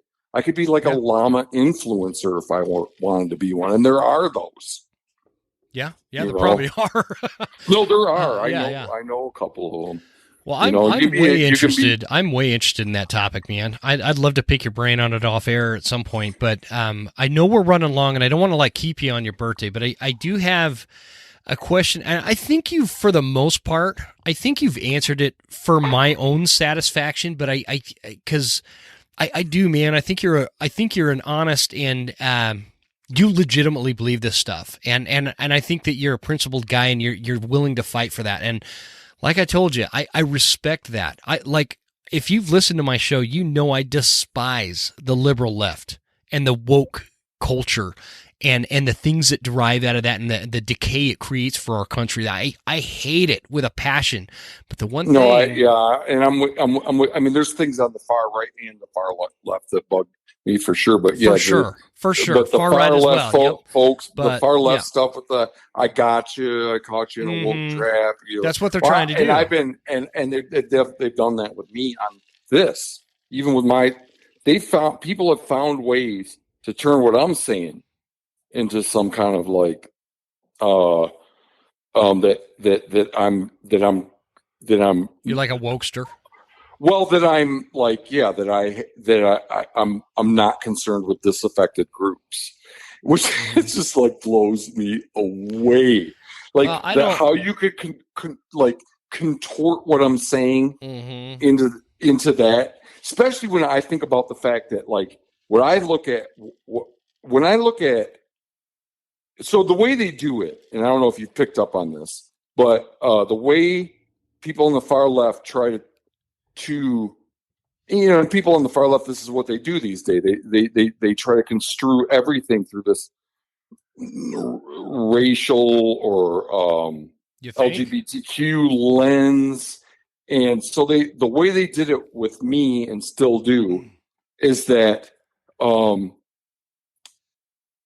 hunting is a white guy thing, and it needs to be more diversified, and that's why we need more hunting how-to and promotion and more recruitment, retention, reactivation. Recruitment, not retention. If you're retaining and reactivating, that's the white guy. So it's the recruitment part that we need more of, because these disaffected groups have been excluded. Yeah, and to me, I'm like, that kind of shit won't fly with me, man.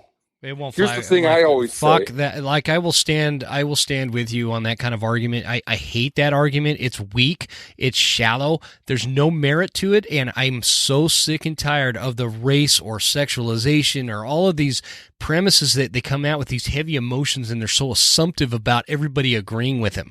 It's fucking bullshit.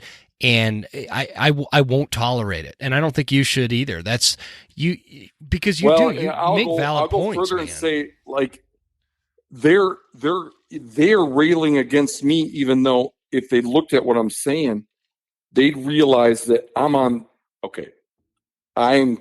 I'm not on their side. But if you're concerned about disaffected groups, I'm your ally. What hunting promotion does is it increases the cost of hunting. And if you look at the wage gap, then who's that going to who's going to be most negatively impacted in terms of opportunity if the cost of hunting goes up? It's going to be disaffected groups.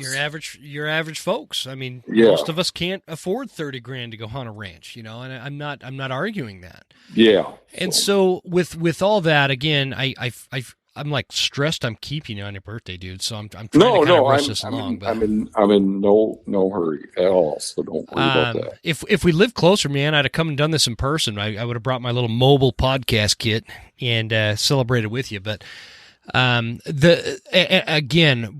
as I ask this question, I think you've already answered it for me personally. But I think that there's going to be people out there that think that maybe there is some hyperbole to what you're pushing here. And I where that comes from is from this, okay, if I come at it from this very extreme place and put make these very extreme points and say that anybody that posts a picture of a grip and grin is ruining the future of hunting, maybe I can get a 10% movement from the other side because I came at it from such an extreme place. Does that make sense how I'm asking that? or how I'm saying that. Is everything you said, is it further and more extreme the way you truly believe, just to get the pendulum to shift a little bit on the other end? Or do you truly believe in what you're talking about to that level? Does that make sense? It makes sense. Yeah. And it's a good question. Yeah, like hunters like to, like if you're a duck hunter, like you got to lead. You got to lead. You got to lead the duck, yeah. So maybe you go a little extreme because you see that things could get worse in the future. But no, I think the threat is now, and I'm not being hyperbolic in my mind. I've never, in my 40 years as a hunter, I'm 52 as of tonight, I have never had a period in my life where I've watched non-pay, high quality, publicly accessible hunting get better. Never. Not one period. So like I've only seen a negative decline. And so why in the world, if that's where I'm at, if that's what I've witnessed, why in the what could be what would be a bigger reason than that to sound the alarm bells? I've never seen it get better. I've seen places. I've hardly ever seen places that I couldn't hunt, and now I can. Mm-hmm. What I see is places that I used to be able to hunt, and now I can't. I've definitely never seen a place like, oh, this used to be insanely crowded, and now it's not anymore. I only see it get more crowded. I've never put in for a tag in a region or a state or a unit where it's like, oh, it used to be hard to draw that tag. Now it's easy. So I don't think, no, I'm not going extreme just to move the needle. So like arguing disingenuously to move the needle or something like that. No, mm-hmm. These are really my legitimate thoughts on it. And I hope you're not offended by that question, man. No, I'm not at all. Okay. It's a great question. I don't mean to be offensive with any of these, but I legitimately, question. I'm just curious about this stuff. I like that there's people out there that are thinking of this stuff on a more intellectual level and on a level that are. But there's not. There's only me. Well, there's not. You've got a group though. You've got a group going.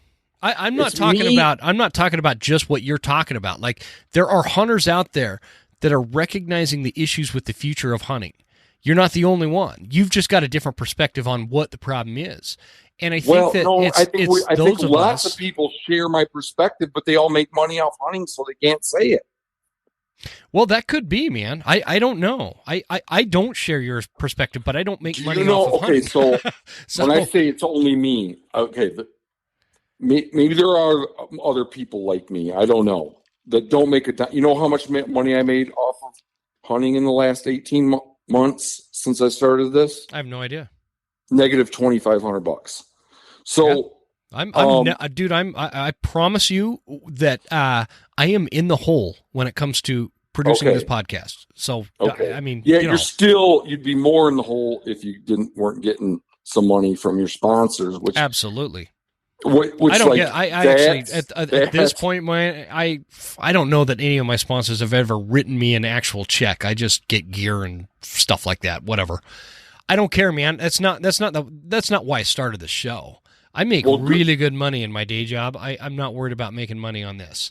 Good. Well, that's awesome. But that kind of erodes my whole thing. I didn't mean to erode it. So let's say I did make money. Let's say I did make money.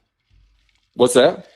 For the sake of the point that you were trying to make, let's say I did make money at the podcast. Well, yeah, but that you didn't. That definitely makes me rethink things a little bit, because in my mind, I'm operating under the premise that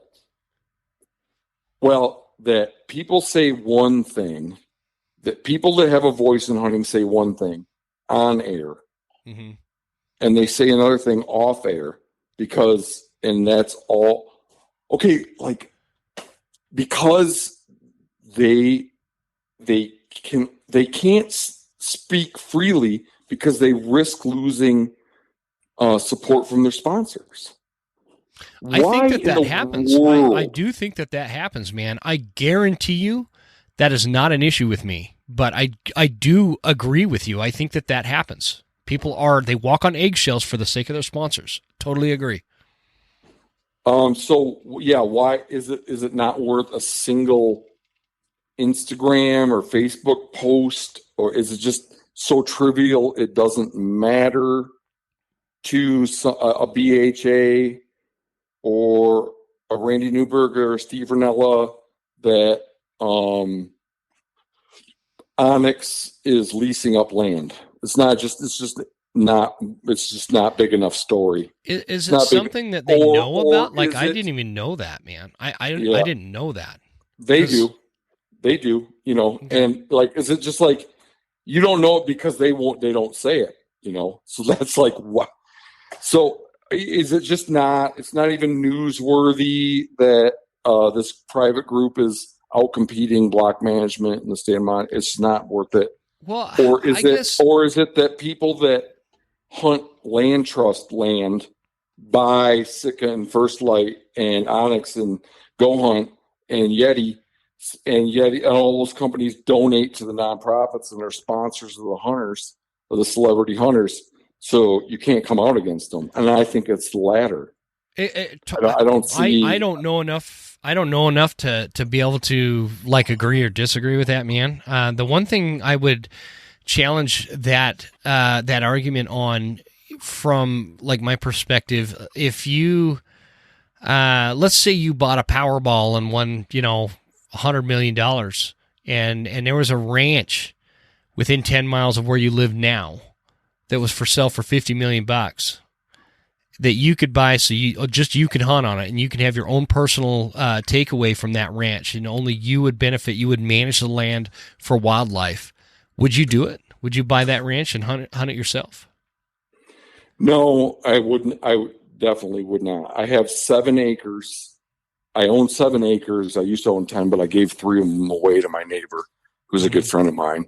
But and in my 7 acres, I have trespassing allowed signs on them.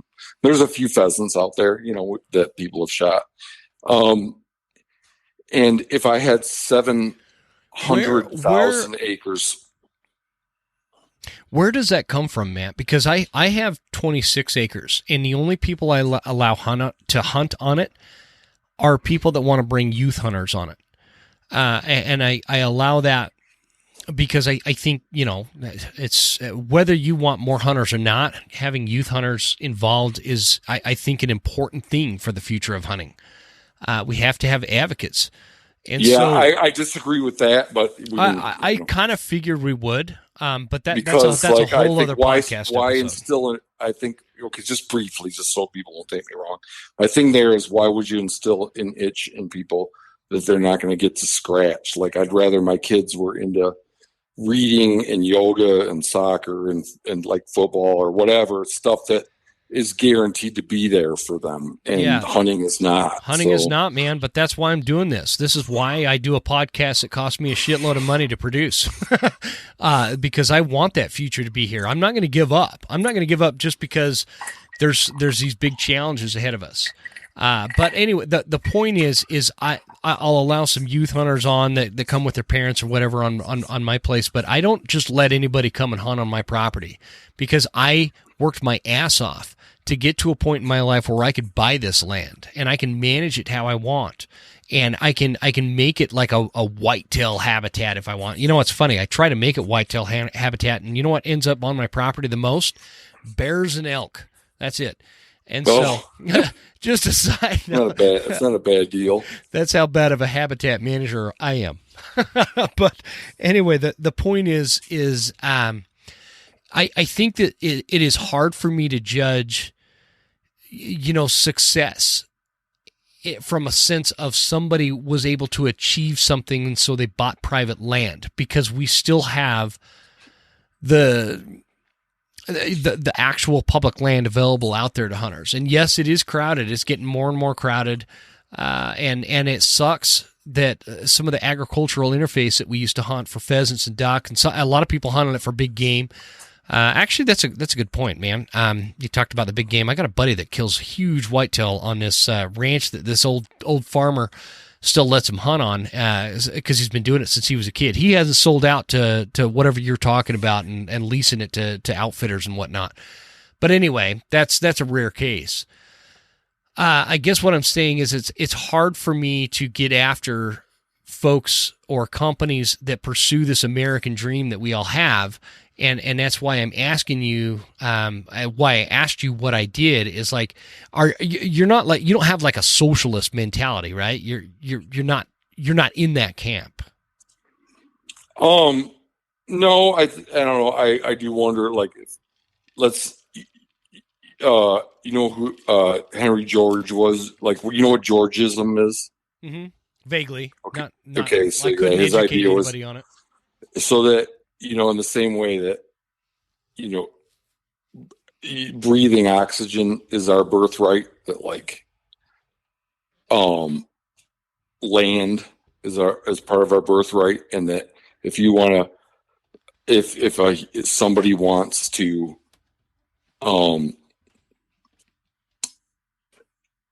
exercise extra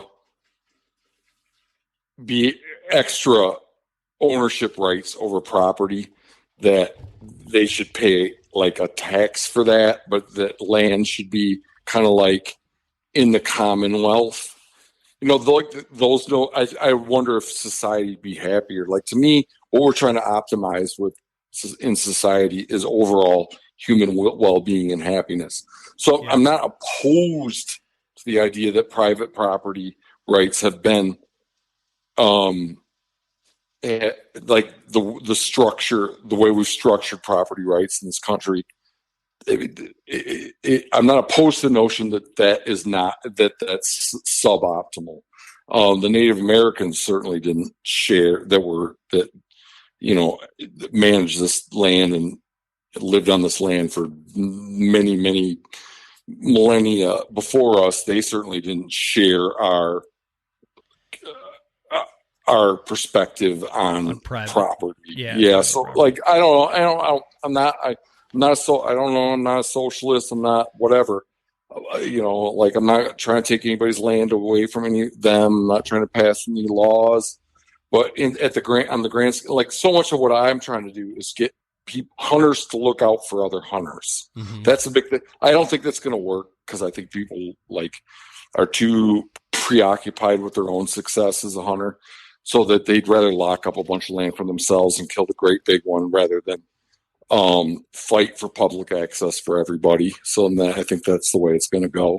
But you know, at a broader level, I think here I am. I'm kind of like, I'm really.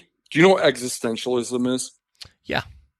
Okay, so there's this idea in existentialism of thrownness. Mm-hmm. That we're thrown. We didn't pick our parents. We're thrown into this circumstance as human beings. We didn't choose any of it. And I think of myself and all of us, everybody on this planet, as being thrown onto the speck in the cosmos. So much of the material world, or the material, not world, but material universe, mm-hmm. we don't get to experience. Like, we are to a zillion decimal points, 1% of the cosmos we get to experience. Mm-hmm. And then, but on this little speck, there's all these rules and regulations and property shit going on, like, that I can't even see this. There's so many wonderful wonders of the natural world on our little speck, that I can't even experience.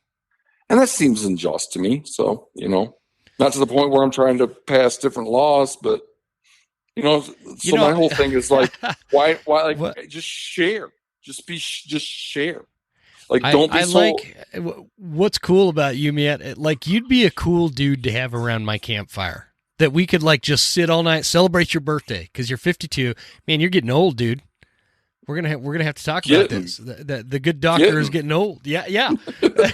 So, but you'd be a lot of fun around the campfire because I do think about that kind of stuff and the concepts that you're talking about. You know, I am just overly extreme about my beliefs in Americanism and capitalism and a free society and the, you know, you create the bounty that you receive. But there is something to how much bounty is too much for one person to restrict the rest of us on that land that God provided. You know, I it's such a philosophical thing. You know what I mean? Like, it totally is, and I understand your point too. But in my mind, there's no way in the world, no matter how much land I own, that I could be like, nope, you don't get to look at that hillside. You don't get to look at that geological feature, that sandstone. Yeah. That's for me. That you don't get to see that. That's for me. That's funny you say that, man. I have where I live, we live on like this separated hill. I always call it. We live up on the mountain. Where we live, it's not a mountain. It's like a foothill to the rest of the mountains. And I'm surrounded by a bunch of public land, you know, and all this stuff. And I'm surrounded. I've got other areas that surround my land with some privately owned land. But the point is there's these cliffs that developed on our land. This is the result of when, you know, like Lake Missoula back. You know, when it melted one way to explain it is underneath the property where we're going to build the house is pure beach sand. And what that tells me is this was like a giant eddy when all those glaciers were melting and it was all coming to pass. It was like this giant eddy, and it brought all that sediment up and kind of built this mountain around these cliffs that I live on. And that's why it's like beach sand under us. And it's super interesting to dig into. And then as you get closer to the cliffs, you kind of turn into this river rock. And then you get to the cliffs. And I always have like these geologist professors that pull up to the bottom of my property. And I'll just be, you know, going up and down the drive. I have a long ass driveway, man. It's a bane of my existence in the winter. But I get down to the bottom, and there'll be these dudes looking at my rocks and my cliffs. And I'll pull off, and I'm like, man, what are you guys doing? You need some help? And they're like, no. We're geologists. We're studying your cliffs. Are you okay with that? And I'm like, shit, study away, dude. You have a ball. You know, it's just interesting how that all kind of formulated, and it kind of puts into perspective the history of the land that like we live on. And, offers a different appreciation and perspective on it. But anyway, I'm keeping you along, man. Is there so this has been a great conversation in terms of what you've opened my eyes to and what I you know, you make me think. I hope I made you think a little bit. Sure. And I think that when I have somebody like this who is you're somebody who has genuine concern for the future of hunting, which makes you my friend, regardless of whether or not we agree on how we achieve this. Right. And I do, you know, let me just say that I don't think that, I think a lot of the people in the, that are have an outward facing orientation in the hunting sphere don't care about it, but I think that you do. So I do, man. Like, this stuff keeps me up at night. I can't imagine a world where people cannot tap into that primal thing and experience nature as a participant instead of a bystander, just watching. You know, like I look at, you know, bird watchers. They're not participating. They're just bystanders. When you're a hunter, you're actually a participant in nature. And that is what is natural. It is what is human. And so it concerns me to a deep level that this thing is in jeopardy for the future. And so I want to keep the line of communication open between us. Like, I'd love to have you come back on in the future and dive into some. I've written down a few things you said that piqued my interest in terms of like helping people think about things from a different perspective. But the bottom line is, like I said, it was a great conversation. I think we need more people like you out there thinking about this from a more holistic level and a level of not just what tag am I going to get for next season? What does hunting look like 10 years from now? Yeah. It's great shit, man. It really is. Well, thanks. And it's a lot of people, a lot of like the mainstream hunting industry isn't, or media aren't going to, have me on. And I've tried to have folks on my little podcast that are in the mainstream hunting industry that wouldn't do it. So I really appreciate you being open to an alternate perspective. It takes some amount of courage, and who knows, there's a very, very good chance that a year from now, the second that I determine that there's no way in the world that I'm going to affect the kind of change that I think needs to happen, then I'm going to be done. I'm only in this if I can have a positive impact. And the second that I figure out that I can't, then I'll stop. So, this idea that maybe I come on again once in a while would be great, because it would allow me to blow off some steam. Well, and it's important too from the perspective of, there's with all the problems that we face as hunters, whether it is grip and grins, or whether it is advertising or monetization, or whether it's anti-hunters or hostile vegans. Maybe it's something we don't even know. But the point that I guess what I'm trying to say is the fact that you're thinking about it and you're offering this perspective is saying something from a standpoint that not one single person out there is going to have the exact answer that we're looking for. Not one person is going to come up with the formula that's going to save hunting. It's going to take a community. And so we need your voice. We need my voice. We need Joe Smo, who's never even been on a podcast. Maybe he's never even heard of a podcast. The dude that I helped pack out an elk that was smoking cigarettes in a flannel shirt and cowboy boots, way deep in the backcountry. What if he has, not one person is going to have the exact answer that we need. And so that's the point of having all these voices is if we all just come together and sit around the fire and argue and fight and maybe give each other a couple of black eyes here and there, not real ones, just, proverbial or whatever. We're all going to walk away with a similar message and a similar solution that came through these hard discussions and these hard topics. That's cool. Yeah, I agree with all that. I think the biggest challenge for one. Okay, so this is not something I'm focused on, but one of the biggest challenges is going to be if we're going to all work together and think our way through it and come up with a solution that way, instead of just some grassroots like revolution, which is what I'm trying for. Would be the first thing you'd have to do is get the vast majority of hunting celebrities to acknowledge there's a problem. Mm-hmm. And they don't. I would. Yeah, I would. I'm not a hunting celebrity, but I would acknowledge that there's a problem with it. Yeah, so here we are. You and I are just a couple of peon. I don't want to say I'm a peon. I'm a peon, man. Dude, I am the president of the club of peons. Okay. So a guy has got a few hundred people listening to his podcast, couple thousand people looking at his Instagram, nothing, a zero, a nobody in the grand scheme of hunting media. And I don't give a shit about that anyway, other than I'm trying to affect change. But we can say there's a problem. There's a major problem. Lack of access is a major, major, major problem. Inability to draw tags, crowding are major problems. They don't even see so you and I are talking about saving this thing. That's not how they couch talking about hunting. Yeah, I know.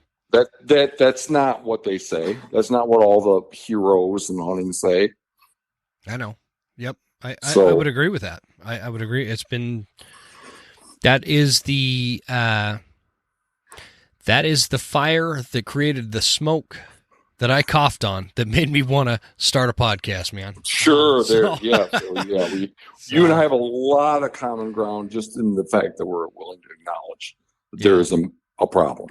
So yeah, for sure. Well, happy birthday, man. Let's wrap this up for now, but I'm serious. Let's keep this conversation going. We'll hit this again in the future, and just keep the line of communication open. I just kind of wish I was there to celebrate with you. I'm already I'm fired up, man. I had a whiskey and Coke, and I'm ready to go. But we're 2 hours into this, brother.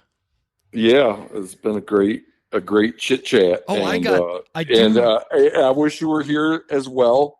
But on the other hand, the folks I'm going to get together with tonight are not hunters, and I'm looking forward to talking about something other than hunting for a while. So. Yeah, might be a good shift of gears for sure. Yeah.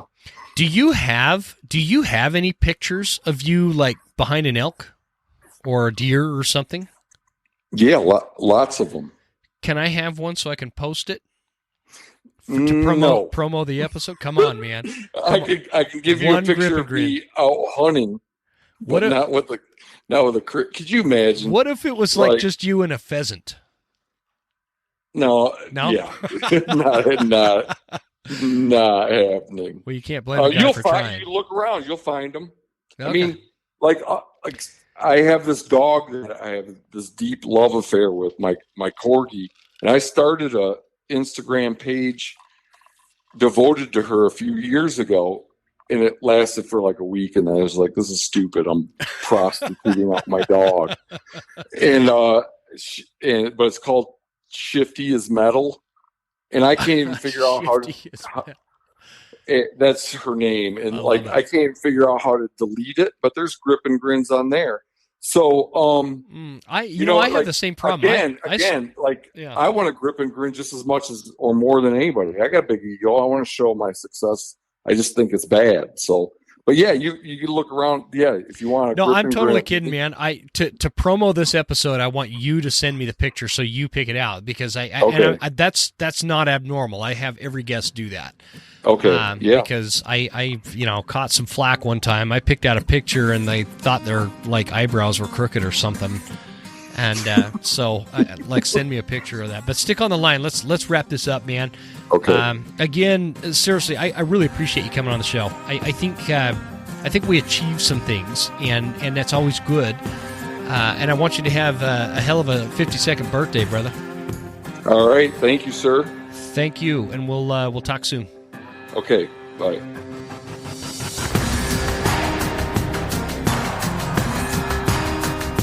You made it! That's the end of the episode. Thank you so much for tuning in. Please make sure you're following us on Instagram @TheWesternHuntsman and write us a good review at Apple Podcasts. Thanks, guys. See you next time. Stay Western, and I'll see you on